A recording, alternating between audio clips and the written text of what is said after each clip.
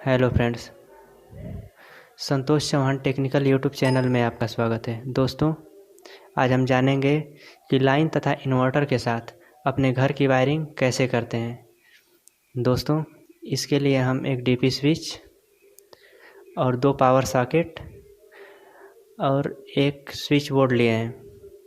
दोस्तों, इससे हम स्विच बोर्ड में हम 3 स्विच लगाए हैं, जिससे एक चार्जर पिन और एक फैन, एक बल्ब को कंट्रोल करेंगे इन तीनों स्विचों के द्वारा। दोस्तों, ये हमारी जो पावर सॉकेट है, इससे हम वॉशिंग मशीन और ये जो हमारा पावर बोर्ड है, ये हम अपने इन्वर्टर चार्जर के लिए हैं। दोस्तों, तो चलिए शुरू करते हैं।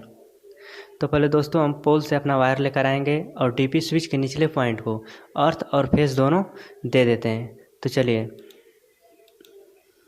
दोस्तों, पोल से जो तार आया है, रेड वाला जो हमारा तार है वो फेस और ब्लैक वाला न्यूट्रल है। तो दोस्तों, यहाँ से हम डीपी स्विच के ऊपरले वाले पॉइंट से, डीपी स्विच के ऊपर वाले पॉइंट से फेज वायर को हम यहाँ से लेंगे और डायरेक्ट पावर सॉकेट में लेकर चले आते हैं। दोस्तों, इसके बाद हम इस वाले पावर सॉकेट में यहीं से एक लूप लेंगे और उसके बाद ले करके पावर सॉकेट के स्विच के निचले पॉइंट में जोड़ देते हैं। दोस्तों, इसके बाद वॉशिंग मशीन के पावर सॉकेट से, वॉशिंग मशीन वाले पावर सॉकेट से हम उसके स्विच के ऊपर वाले पॉइंट से एक वायर लेंगे और 5 पिन सॉकेट में जोड़ देते हैं। दोस्तों, इसके बाद हम इन्वर्टर चार्जर वाले पावर सॉकेट के स्विच के ऊपर वाले पॉइंट से एक वायर लेंगे और 5 पिन सॉकेट के किसी एक पॉइंट से जोड़ देते हैं। दोस्तों, इसके बाद अब जो है कि हम लाइन से इन दोनों पावर सॉकेट को चलाएंगे।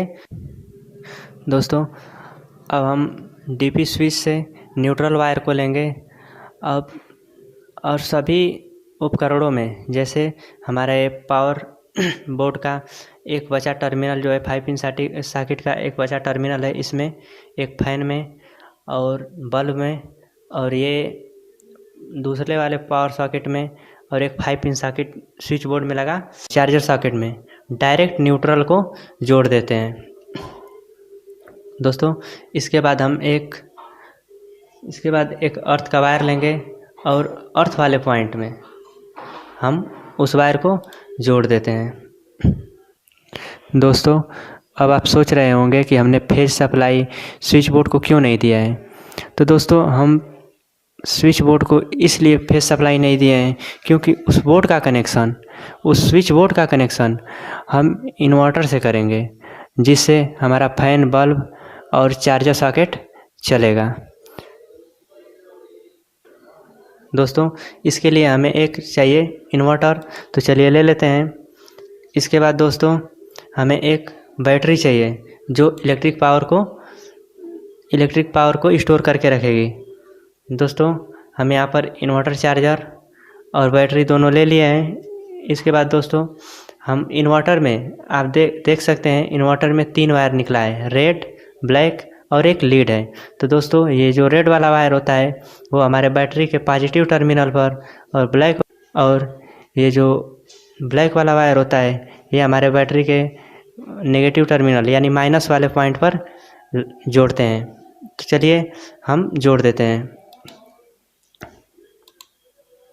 दोस्तों, इसके बाद हमारा जो ये वायर जो दिख रहा है, तीसरा ब्लैक वायर, ये जो है इन्वर्टर से ये जो है मेन लीड निकली है, जिसको हम पावर सॉकेट में सप्लाई देंगे, जिससे हमारी बैटरी चार्ज होगी। तो दोस्तों, इसके लिए हमें एक 3 पिन टॉप लेना पड़ेगा। तो चलिए ले लेते हैं।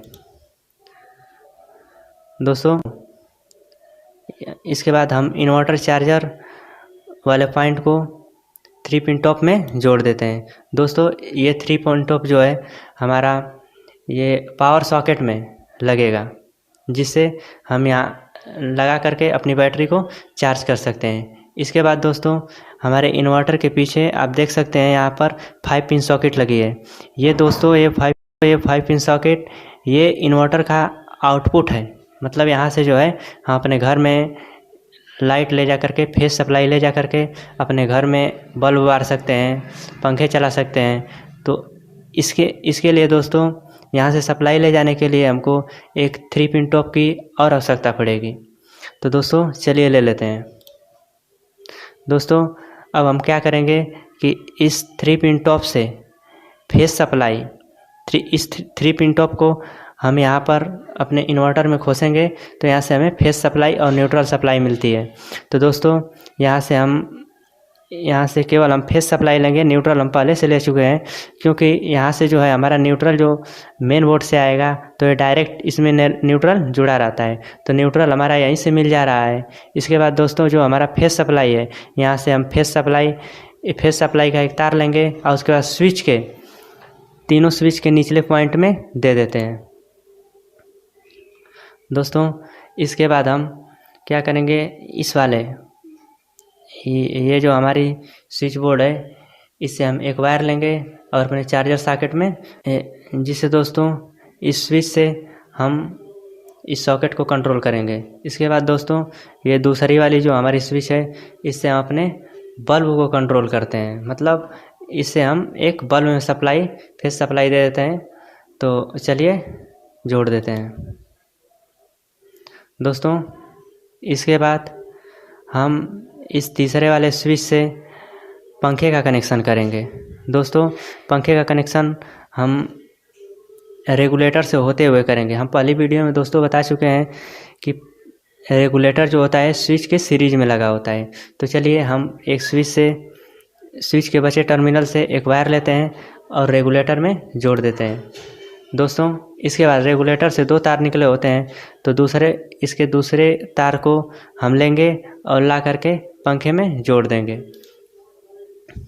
दोस्तों रेगुलेटर से हम अपने पंखे का स्पीड हाई लो कर सकते हैं।